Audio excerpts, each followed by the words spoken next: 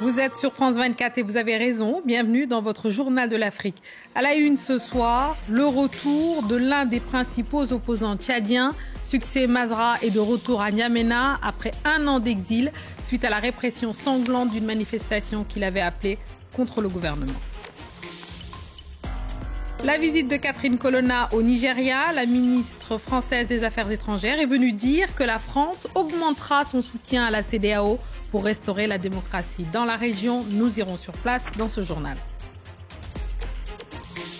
Henri Lopez n'est plus le géant de la littérature africaine, nous a quittés à l'âge de 86 ans. Il était auteur, écrivain, homme politique. Il laisse une dizaine de livres. Pour en parler, nous retrouverons un de ceux qui le connaissaient le mieux. Son travail, Boniface Mongoboussa, professeur de littérature comparée et grand spécialiste des littératures francophones, lui-même congolais.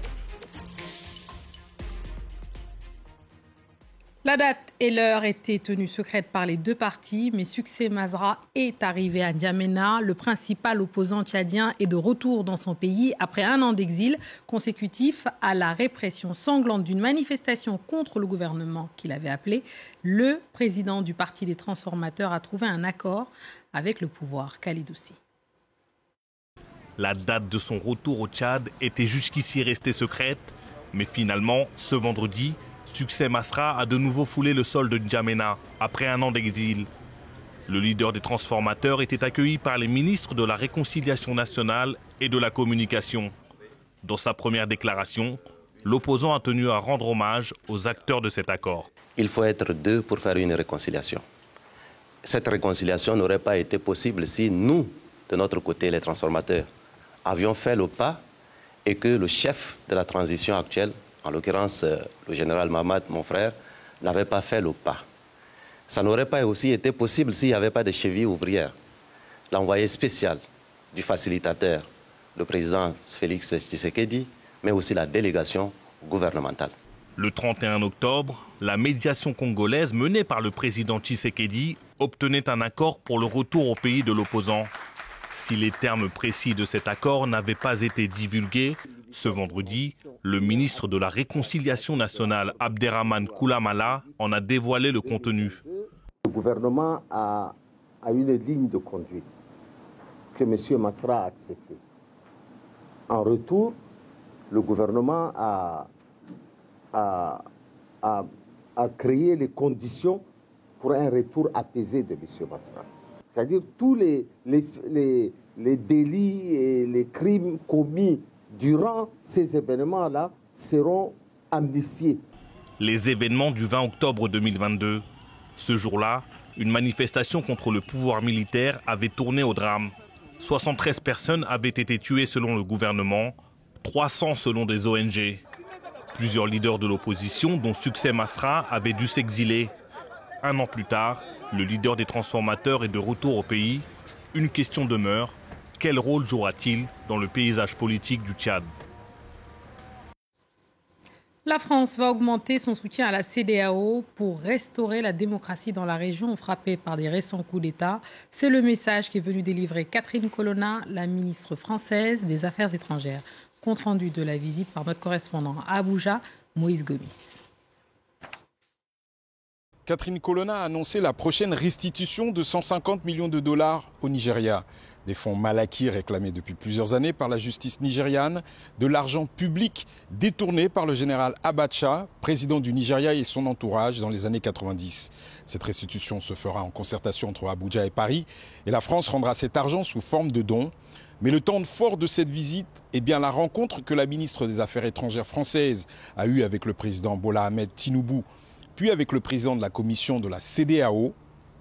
Elle a échangé avec eux sur la situation sécuritaire en Afrique de l'Ouest et au Sahel et l'extension de la menace terroriste. Catherine Colonna a réaffirmé que la France soutient toujours les positions communes défendues par le Nigeria et la CEDEAO pour une résolution de la crise politique au Niger. Depuis le premier jour, nous la soutenons, nous sommes à ses côtés, nous n'avons pas à faire les décisions à sa place, nous ne le faisons pas. Ce que j'ai entendu aujourd'hui, aussi bien du président Tinubu, de mon homologue Tougar, ou de Omar Touré, président de la commission de la CEDEAO, en français, vous dites ECOWAS, moi je dis CEDEAO, c'est que la stratégie qui est poursuivie demeure de façon constante, avec la poursuite de demandes claires de libération du président Bazoum, de retour à l'ordre constitutionnel le plus rapidement possible. Dernier temps fort de cette visite, le renforcement des liens économiques entre Paris et Abuja et la signature d'un accord inédit de partenariat, un soutien de la France aux industries numériques et créatives nigérianes, avec à la clé un financement de 116 millions d'euros porté par l'Agence française de développement. Dernier jour de visite royale pour Charles III au Kenya, son premier séjour dans une ancienne colonie depuis son couronnement. Ce vendredi matin, il a visité la ville de Mombasa où il s'est rendu dans différents édifices religieux, mais aussi sur la plage pour observer un programme de restauration du récif corallien. Depuis la côte kenyane, Bastien Renouille revient sur ses 4 jours de visite. Ce vendredi matin, le roi Charles III a visité une mosquée de Mombasa, deuxième plus grande ville du pays, où il a rencontré les chefs des différents cultes religieux présents au Kenya. Mais ce n'était pas l'aspect le plus important de ces 4 jours de visite. Une visite articulée autour de 3 thèmes principaux. Tout d'abord, l'économie. C'était le thème le plus cher aux yeux du président kenyan, William Ruto. Le Royaume-Uni est un partenaire privilégié pour le Kenya, avec 1,5 milliard d'euros d'échanges annuels entre les deux pays. Le roi a d'ailleurs visité le port de Mombasa, le port le plus important d'Afrique de l'Est. Ensuite, il y avait l'aspect environnemental. Il faut savoir que la famille royale britannique est particulièrement investie dans la protection de la nature et des espèces sauvages. Il a rencontré différents acteurs de la protection de l'environnement. Il a visité le parc national de Nairobi. Il faut savoir que le Kenya et l'Afrique de l'Est en général sont particulièrement affectés par le changement climatique. Il est extrêmement important d'agir pour essayer de protéger ces différents pays. Et puis il y avait aussi l'aspect historique de cette visite. Le roi Charles III n'a pas présenté d'excuses pour les violences commises lors de la période coloniale, mais il a reconnu les violences qui ont été commises notamment à l'égard des Mau Mau, ce groupe qui a lutté pour l'indépendance du pays entre 1952 et 1960. Mais voilà, pas d'excuses, ce qui a frustré une partie de la population. En revanche, il a bel et bien reconnu les faits. C'était une première pour un membre de la famille royale britannique. On passe à la République démocratique du Congo où notre confrère Stanis Boujakera endure son 56e jour de détention. Aucune nouvelle avancée pour sa 3e audience qui a eu lieu ce vendredi à la prison centrale de Makala. Au cœur du dossier, une note de l'Agence nationale du renseignement. Les précisions de notre correspondante à Kinshasa, Aurélie Bazara-Kibangula. C'est la 5e demande de liberté provisoire que font les avocats de Stanis Boujakera. Les 4 premières ont été rejetées et pour la dernière, le tribunal devrait statuer d'ici lundi. Les avocats de notre confrère ont aussi demandé une contre-expertise pour analyser l'authenticité de la note confidentielle de l'Agence nationale des renseignements sur laquelle s'est appuyée Jeune Afrique dans l'article mis en cause. Alors c'est ce document qui est au cœur de l'affaire. Il retrace le rôle qu'auraient joué les renseignements militaires dans l'assassinat de l'opposant Chérubin Okende. Le ministère public affirme que cette note est un faux document. Le tribunal va se prononcer le 17 novembre sur la demande de contre-expertise. Entre-temps, Reporters sans frontières affirme avoir enquêté sur cette note lors d'une mission à Kinshasa. Et pour l'organisation, pas de doute, cette note vient bien de l'Agence nationale des renseignements et elle a largement circulé dans les milieux sécuritaires et les chancelleries, ce qui prouve pour RSF que Stanis n'en est pas l'auteur. Alors l'audience de ce vendredi intervient alors que l'organisation Journalistes en danger tire la sonnette d'alarme dans un nouveau rapport. En 5 ans, elle dit avoir enregistré plus de 500 cas d'attaques diverses contre la presse, dont 5 journalistes tués dans l'est du pays et 160 cas d'arrestation. L'organisation a fustigé les promesses non tenues du président Tshisekedi qui s'était engagé, selon elle, à faire des médias un 4e pouvoir. Les autorités, elles, affirment que ce rapport est incomplet, qu'il n'a pas relevé les progrès enregistrés comme l'adoption d'une nouvelle loi sur la presse. Un baobab de la littérature africaine s'est couché cette nuit. Henri Lopez, auteur congolais, est mort à l'âge de 86 ans. Né au Congo d'un père portugais et d'une mère bantoue, il a été auteur, écrivain d'une dizaine de romans, homme politique et diplomate congolais, Premier ministre de la République du Congo et ambassadeur du Congo en France. Et pour en parler, on retrouve Boniface Mongoboussa.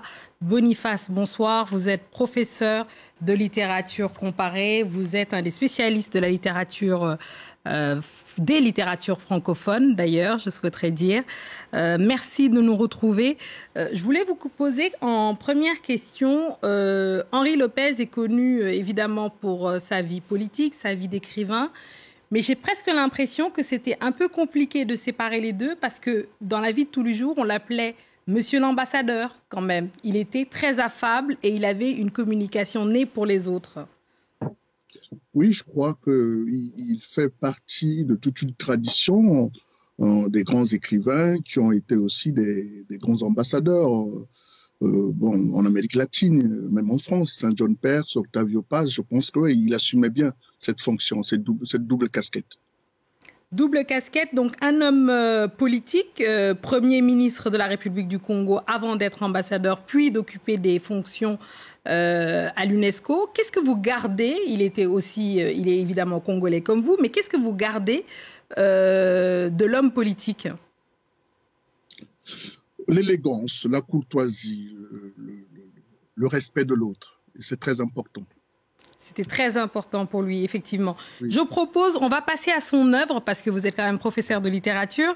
On va passer à son œuvre, mais avant de passer à l'œuvre, et je propose qu'on l'entende, tout simplement, lire un extrait de « Il est déjà demain », publié donc en 2018. C'était en septembre 2018 exactement, chez nous, ici, dans une émission donc à l'affiche avec Louise Dupont. On l'écoute et on en parle juste après. On l'aura compris, le fil rouge d'Il est déjà demain est le métissage, la célébration du mariage des cultures. Un métissage qui ne fut pas à son origine, particulièrement en Afrique et sous la colonisation, une romance fleurie, mais une expérience douloureuse. Mon père et ma mère furent des enfants abandonnés, arrachés à leur mère, placés dans des orphelinats sans être des orphelins. Des enfants abandonnés de leur père, réclamés par leur mère à une administration sourde à leurs cris.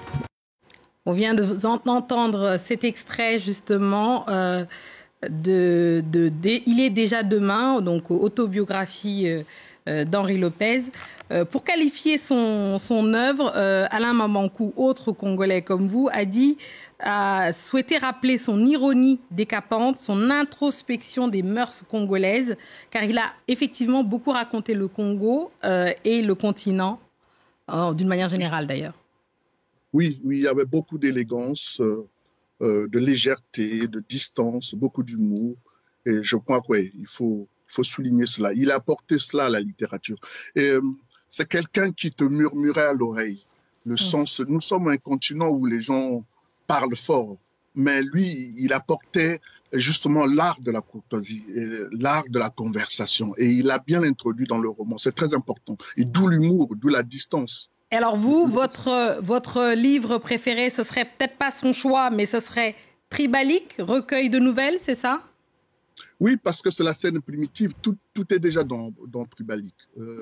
Ça, c'est la première raison. La deuxième raison, c'est qu'on l'oublie souvent, la nouvelle est un genre très, très difficile. La nouvelle a les mêmes exigences que le poème. Et donc, de ce point de vue, pour une première tentative, c'est un coup de maître. Tribalique est un grand livre qu'il faut relire.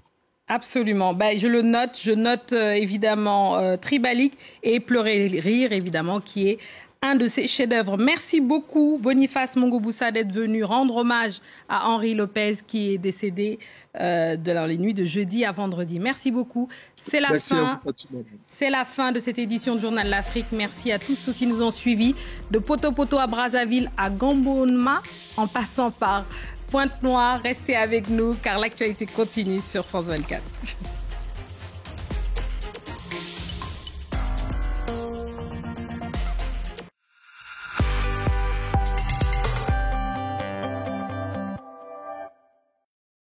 Oya conçoit des verres correcteurs aux qualités exceptionnelles. Pour votre enfant, Oya innove avec le verre MioSmart qui freine la myopie de 60%. Les verres correcteurs Oya sont des dispositifs médicaux. Oya.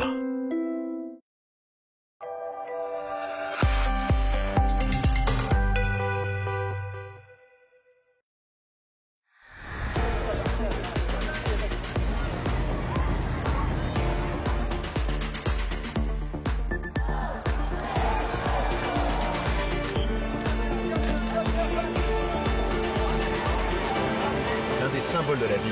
aujourd'hui totalement détruit. Cette crise humanitaire entretenue par ce blocus, avant même l'annonce des tendances officielles par la commission électorale,